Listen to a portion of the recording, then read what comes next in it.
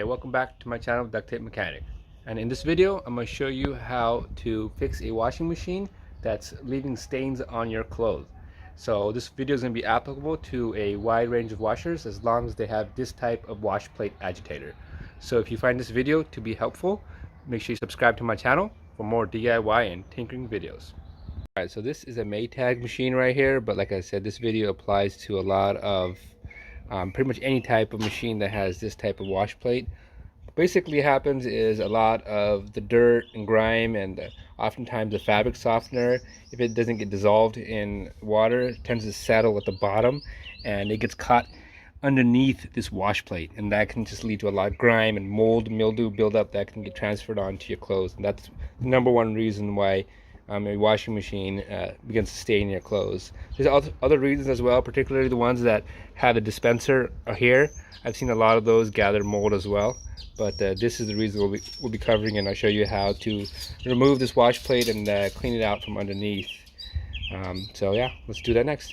Alright, so the first thing we're going to do is we're going to remove the cover right here that gets us access to the agitator bolt, and there should be a place to stick the flat blade screwdriver and just pull up, and there we go. And we can already begin to see some flakes of crud on this wash plate here. So we'll go. Next thing we'll do is go ahead and take off this bolt.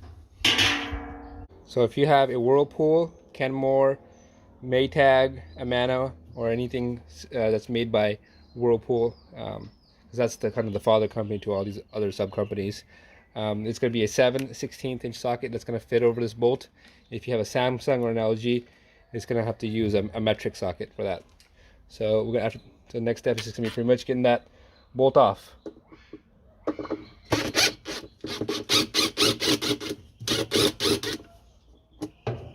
There we go.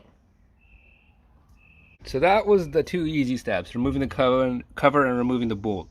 Oftentimes, I would say about 85% of the time, this wash plate is going to be really seized onto the transmission.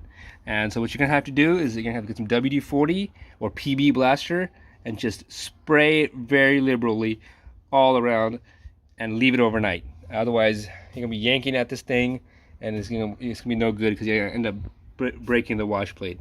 And I've been there and done that. So after a night or so of letting it soak, then you can either use some sort of pry bar or maybe try your luck moving it back and forth and see if you can get it up.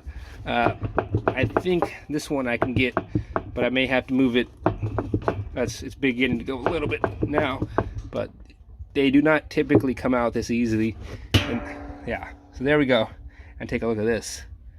That is why your clothes are being stained while they're being washed, because it's an absolute cesspool in here. So the way I'm going to clean it, I'm just going to get my pressure washer and just going to blast it out that way. But you could clean this however you'd like. Take a look at that. Some nasty stuff.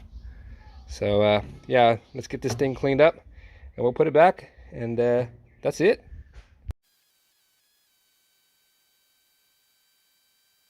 Alright, so using a pressure washer was a little bit dramatic, I agree, as most people can't take their machine out of the house and pressure wash it, but a Scotch Brite pad would probably work just as good, if not better. As you can see, I removed a lot of the buildup that was on there, and after that, all you got to do is put this back onto the spine of the transmission and go ahead and bolt it back down, and then put the cover on top. So if you found this video to be helpful, make sure you give it a thumbs up.